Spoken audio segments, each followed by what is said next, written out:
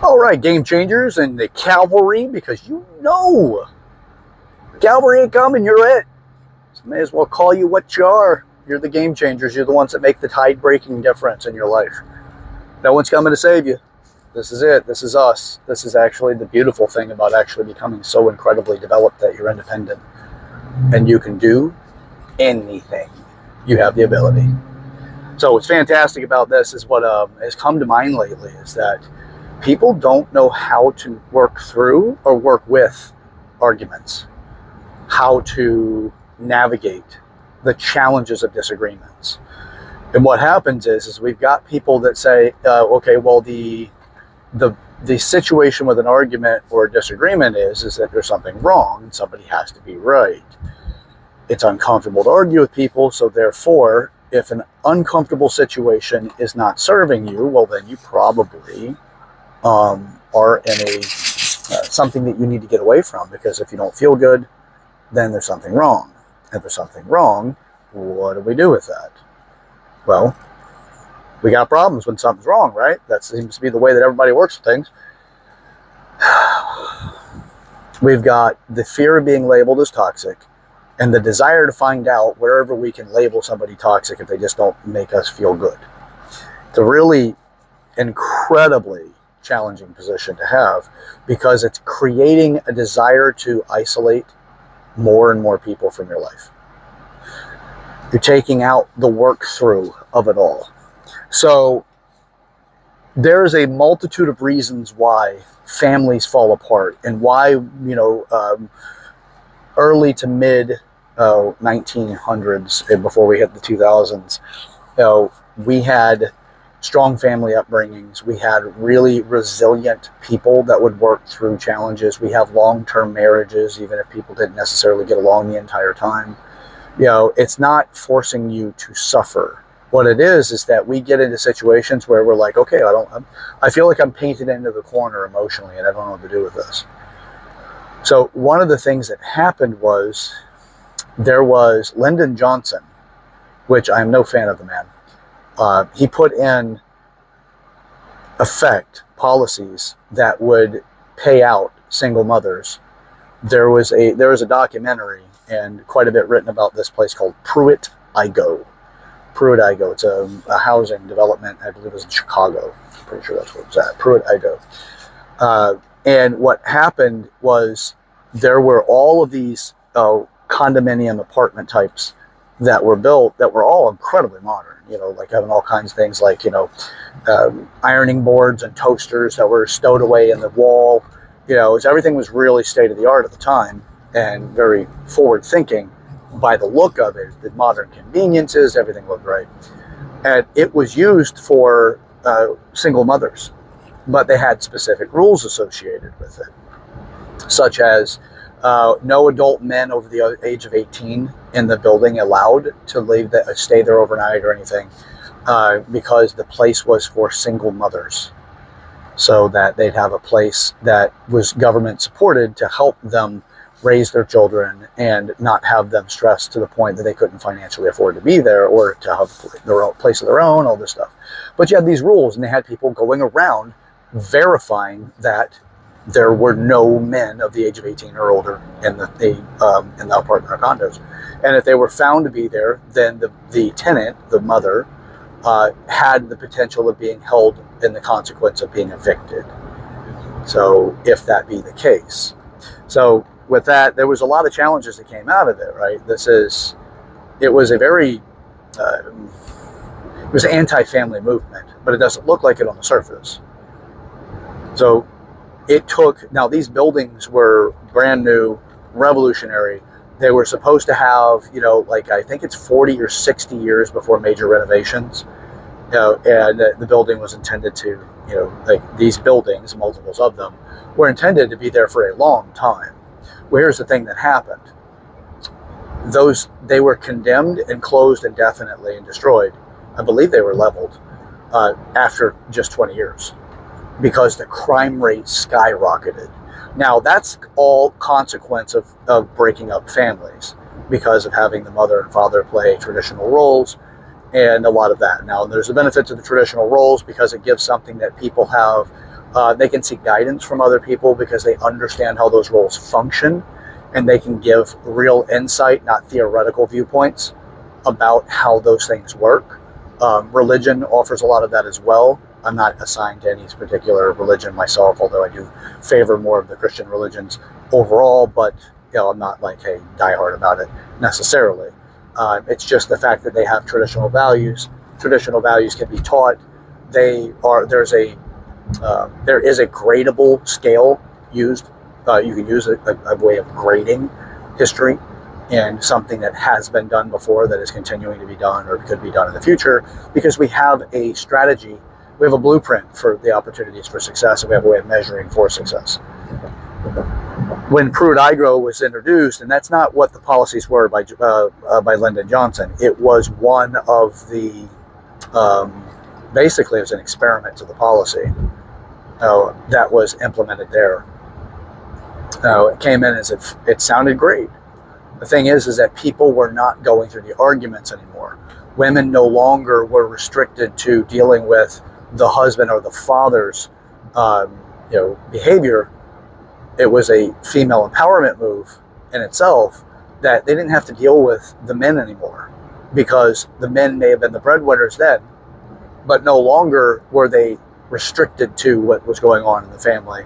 They didn't have to work their way through the arguments that were occurring. They didn't have to deal with the challenges. They could just say, you know what? I'm not happy with what you're doing, and you're out. Get out of my life. And then they could just throw them out, right? Or they didn't have to deal with them. They could move, and if they had the access to move into one of these apartments, they didn't have to deal with it anymore. It wasn't just those apartments. It was the policies that were making sure that there was money available, so that the wife or the mother did not have to put up with the father's antics, or if there was a disagreement of any type. It didn't have to be antics. It could also very well have been a position understanding that there's an entitlement value that now the mother possessed, that she could hold against the guys in her life, or the father, or the mother, the man in her life. I don't need you anymore. We don't need to deal with these arguments. I can move on. Well, here's the thing that occurred now, is that downstream of this is like no one wants to deal with arguments anymore. Now, I'm not saying that this is all because of that. That is part of the foundation of the destruction of these family units, because of what it did to us. Now, it's teaching people, if you're not happy, then move on. We've got a lot of that going on now. Here's the thing. A disagreement or an argument or fighting it's telling you something, and there's an opportunity to work through it. You just have to work through it. Figure it out. Learn how to have constructive benefits through disagreements, arguments, or fights. If your partner is willing to grow, if you get let's say a growth contract with them, if you will, like, I commit to growth. You and I are going to develop and create something in life. Make these things real for you. Far too often, people just get into relationships because they just want to satisfy their own needs. I don't want to be alone. I don't want to be lonely. I want something to do. I want somebody to help pass the time with me. Whatever it is. It's like something, it's typically not a real deep direction. Couples and relationships do not have a common goal necessarily. They're just doing their lives, and they happen to be doing it together, but they're doing their lives separately. There's no declaration for a goal moving forward. You can create small relationship goals that are, this relationship is going to be whatever it is. I'm open to it turning into something. But first, let me come up with, before we turn into something, let's come up with some things to work on together that we can come up with, but on a small scale. Like, we don't need to say, I'm planning my 401k and retirement with you, and we just started dating.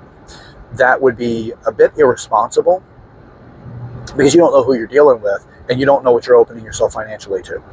They may take a bunch of it, and they're not even in your life very long, right? So if that makes sense, right? Go buy a house with somebody you just met either. It's just that, right? I just suggest not to do it. I wouldn't do it myself, right? You can set short goals on the front end of these small relationships that are also gatekeepers. They show you the character of the person that you're with.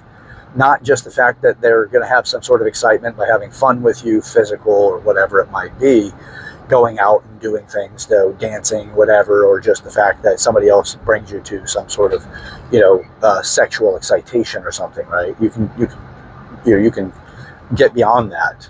It's typically in the honeymoon phase of a relationship. A lot of it's just the excitement of seeing each other and start to build your profile about understanding who this person is, how they smell, how they feel, how they taste, the overall all sensations that you're looking for a profile, predictability of behavior, the way they think, if they're funny or not, all of that is setting these profiles. If you're interested in actually more about an in-depth view from some solid literature on understanding the profiles and why we lose attraction on the in relationships over time, because a lot of times our attraction is built off of the discovery of the person, not actually who you're with, which is more the ethos of dating somebody based off of the idea of them, not who they are. Not very uncommon, actually. It's a very common behavior. But Moshe Feldenkrais is the gentleman's name. He's the author. He's deceased, but great author. He came up in the timelines of Freud and Carl Jung and them. He's not a psychologist, but when you read his work, you can see how psychology overlaps into it. He had a very holistic view of things, and I absolutely value his writing. It's not the entire basis of who I am. It is a part of the body of knowledge that I have and the experiences I've had and all of that. He's been part of that because I do enjoy reading. Let's see, some of the book titles. Moshe Feldenkrais, The Potent Self, I believe is one of the titles. You can just look him up. His popular books are going to pop up. He was also a judo master, so he was big into self-defense. Very, very interesting human being. Very thoughtful, insightful, and detail-oriented person.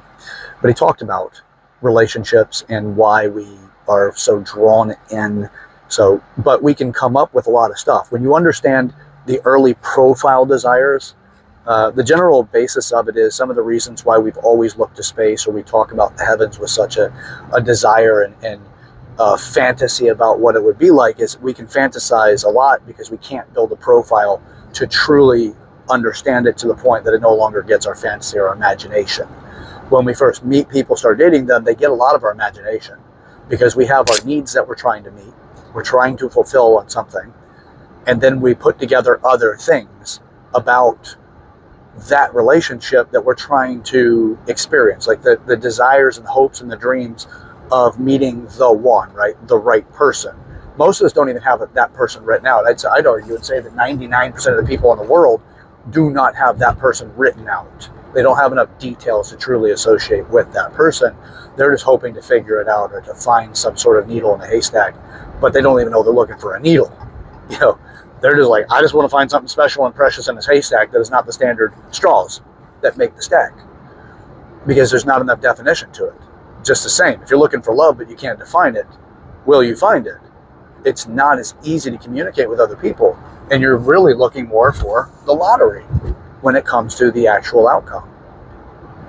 I prefer that we create something more manageable and more developmentally sound, more structured, more strategized. Why not? And you're not going to lose the mystery and the fun of it, because you're going to find when you start putting these types of details together, it actually turns into more of a mystery. But it has enough of a basis that you can feel safe pursuing the mystery. It's something about safety and mystery that the safer it is, the less mysterious it is, or the less exciting that mystery can be. But you can still get that satisfaction simply by having a good foundation. And you can create a good foundation in a relationship by understanding that fighting and arguing or disagreeing, all of which, because typically it's disagreement that turns into an argument that turns into a fight, all of it has value. I'm not saying a physical, domestic violence type thing. I'm not saying that. I'm not advocating for that. I don't support that. If you're that immature and that childish, you have to get to the point that you hit your partner. And I don't care what side, by the way. If you're a woman that hits a man, shame on you. Shame on you. And it's the same shame I put on men that hit women. Same shame. That's it. If you have to get to that point, you need to hit your partner. You have serious developmental challenges and maturity, and you need to grow up. And shame, perfectly fine. Shame on you. Okay, I don't think I have to go further than that to tell you how I don't approve of it. But when you go through disagreeing, arguing, and fighting, you can derive something from every single one of those. Partnerships that I have those agreements. If we disagree, what do we take out of it? What can we collect and information to understand why we're disagreeing in the first place, why we handled it the way we did, and how can we come up with a method that gets us to mature even better? Because you're in a power coupling type of partnership. Now, I am actively writing a book on this. It's a relationship handbook. It will have a name specific to it in the near future. And it is about how do you take something from only skin deep to a power couple. It's the spectrum there. It's one is the very superficial, if you will, but I'm not knocking you for the superficial. We are attracted at the superficial level when you first meet somebody, in most instances, and then it grows from there. So don't shit on the superficial. It's just people that are stuck in the superficial don't love themselves enough to go beyond that. And in order to love yourself enough is understand people will leave you in your life. And you will have to leave people in your life. It happens. Or you quarantine people in your life that moves them far enough away that you can safely navigate what you're currently going through so that it doesn't continue to damage you. But when you quarantine them, there will always be that level of influence that still gives you enough challenge that you can still grow. You're not completely dismissing them. But I don't use toxic as a method to get people there. If you need to use that colloquial terminology in order to identify those people, fantastic, go ahead, use it.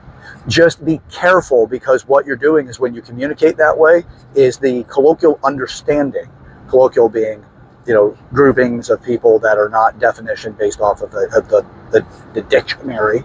It's more of an understanding of a group of people that is just more, it can be slang based, things like that. But for the colloquial understanding of it is you're teaching people to respond in a specific way so that when they hear certain terminology, immediately there is a batch of information, which is referred to also as a heuristic. Something as simple as just think Karen. The name Karen now carries a batch of information. The person is going to complain to the manager. Typically a bob haircut, suburban white woman, typically in her, somewhere in her mid to late 40s, early 50s, and possibly into their 60s. They're the complainers. They're the ones that think they can just complain to get their way, those kind of people, right? But that comes out of one word. That's a heuristic. It's a batch of data that immediately you have a position of understanding what the person means without having to think about it. It's just immediate. It's there. Same thing when you use toxic. Immediate. It's there. If you're using toxic in a way to be constructive, to quarantine somebody in a position that you can actually grow with them, but you need to give them enough room to have their own fits or whatever it is that they need to do so they don't harm you more, but they're still there enough that you can get some degrees of influence from them. And I don't mean influence that it persuades you to anything other than just observing so that you can figure out what to do with the situation and still grow. I'm not to avoid or to completely banish somebody out of your life necessarily. There are certain circumstances, obviously, that require that or beneficial that you do that. But there are also times you don't have to do that. It's just know your tolerance level, but don't. I'm not one that advocates every time somebody upsets you, remove them from your life or punish them. That turns into narcissistic traits over time for most people. So I would be very cautious about that and careful about what you can do with that. So I would be careful with using toxic in communication, because that's enrolling people into batches of information, and they're going to start questioning what your motives are if you're going to continue to associate with toxic people. Because if you quarantine them, you're still associated with them to a degree.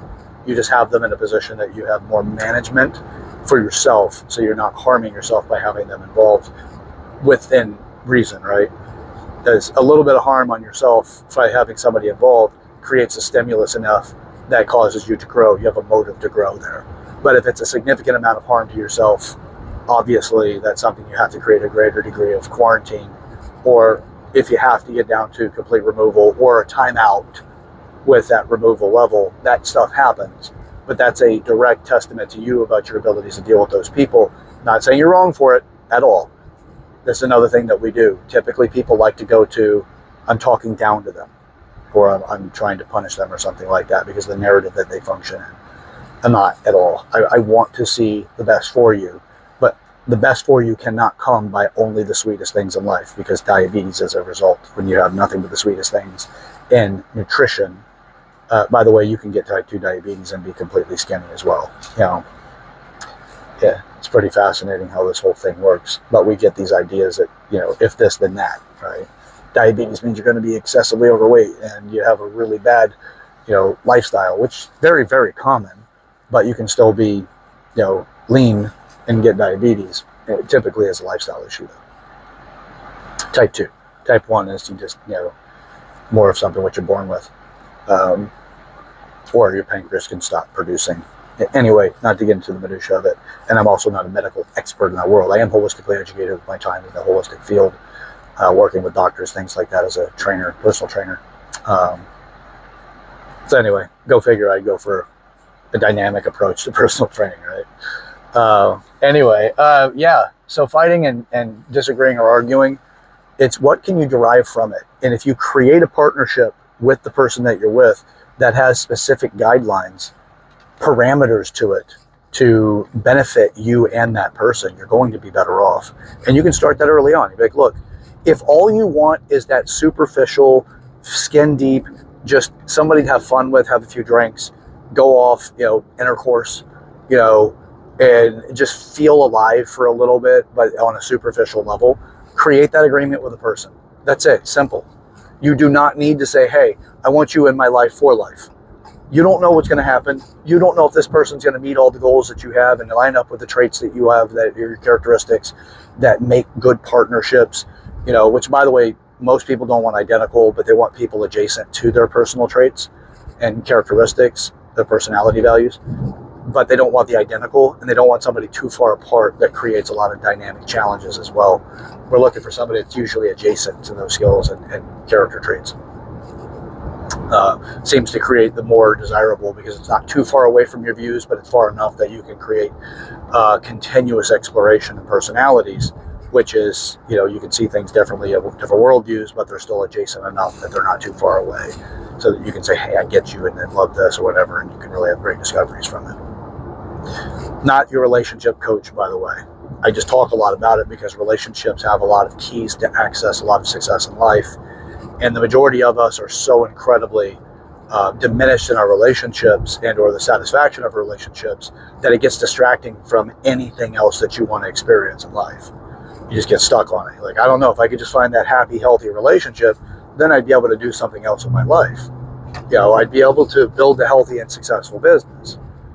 Or the abandonment of relationships that cause that subconscious sabotage to things, where you're robbing yourself of your satisfaction in life and fulfillment because all you do is work all the time, and you can't make sense of the rest of the world because you've got successful businesses, but they're just not producing, the satisfaction and happiness you're looking for. But you can buy whatever you want, but then you just can't seem to find a good partner. Lots of stuff like that, because that's what the Maturity Project highlights, is where your areas, you're shadow casted because something else got your attention and you've gotten better in some other area, and you don't know why your life doesn't seem to have that level of fulfillment. You can have any kind of relationship you want. You just need to understand what kind of relationship you want to have, and finding out if what you're doing is based off of some traditional values and morals, which is not wrong or bad. It's just know what operating system you're really trying to work through. Because you can keep going and getting these relationships and then spend a lot of time punishing the person that's in the relationship with you because you don't know how to fulfill yourself. You don't know how to create the most fulfilling relationships. Just like talking about the 5 love languages. An amazing book, by the way. It's a great book to understand exactly how to express yourself with your partner and how to express, how to have your partner express their love and the way they communicate affection. It's not just love, it's affection often that love can be accessed through. This wouldn't say you just met somebody and all of a sudden you're like, hey, I love you, or I affection you. Did you build towards that?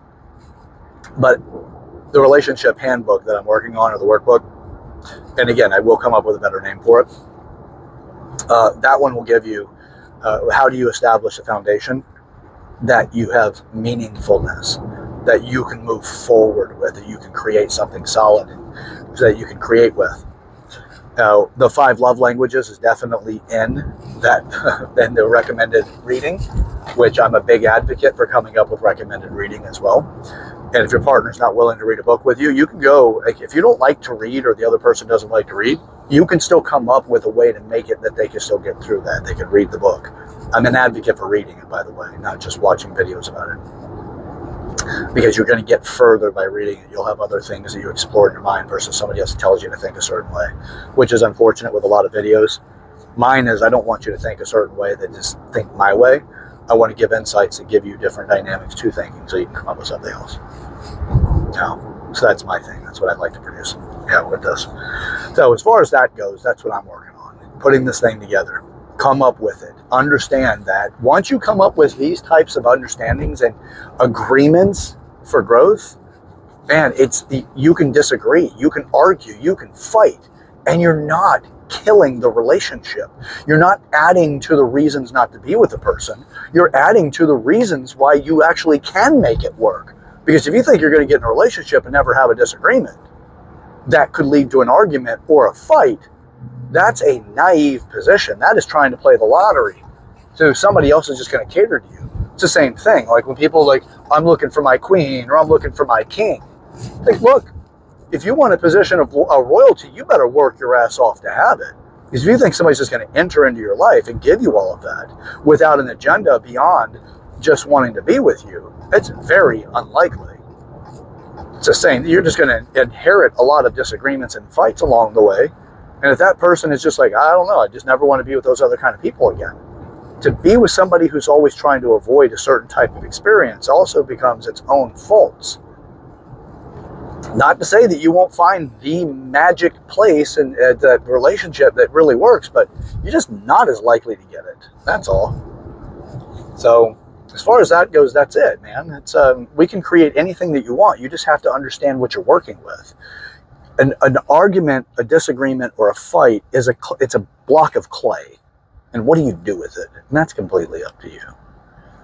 So find benefit and value in everything. As I like to tell people, manure is a great soil. It's great for the soil to grow things. Manure is just shit, right? Life gives you a lot of manure, but most of the time what we're doing is we're just trying to figure out another street to go down. We're trying to figure out how to get away from it because you don't know how to actually make the benefit out of what you're being given. Everything can be a lesson that you go through, especially whenever there's something that doesn't seem to be going your way. It's a lesson. It's calibration. And people are like, well, sometimes things just happen and there's no benefit out of it. Well, that's because you chose there's no benefit. How can you learn from everything? Well, that's what I'm out to do. That's exactly what this channel is about, is how to actually build from everything. How do you create what you want? Well, we have to establish what your true north is. That's for another video, but you'll have a true north about your own goals. But a lot of times you got to try out some goals that you've thought of along the way that were actually pretty, aligned with you. But once you start working on the goal or you achieve it, you realize it may not quite be what you're really after. But you won't know until you do it. And I'm an advocate. Do it. Just go figure it. Go get it done. Or you sit back and complain that life isn't what you want it to be. I'm an advocate for let's get after it, man. I love this life and I want to experience everything it's got to give me. So let's do it. All right. Share this video with the people in your life that you want to have a meaningful conversation with to really elicit some change. Be the person for change in your life. Be the difference. Share this video with those people in your life. Start a community. Make your own community. Make something meaningful. It's creating groups of people that really are up to something is not just for the masterminds that want to create some sort of entrepreneur business mastermind. You can do it for anything. Create your own groups for your own growth, man. The people are all around you. Everybody wants to grow. They do. They just may not necessarily realize it. And it shows up in how they communicate with other people. Complainers, they want to grow. They have no understanding of how to do it typically, or they have very limited understanding of how to do it. Share this video and start conversations, man. You will learn so much more than what you're right now privileged to by starting groups like that. And if you're interested in it, like and subscribe to this channel. You will start finding more people along the way. Another way to find them is comment in the comment section. I will start putting together some phone calls that'll take place in certain periodic positions and timelines. I will come up with that, where we can have, conference calls where we can start getting people, giving homework or just different insights and things like that. Comment in the comment section. Let's hear from you guys. Even if it's not a question, just put stuff out there. Hey, I'm working on this or whatever.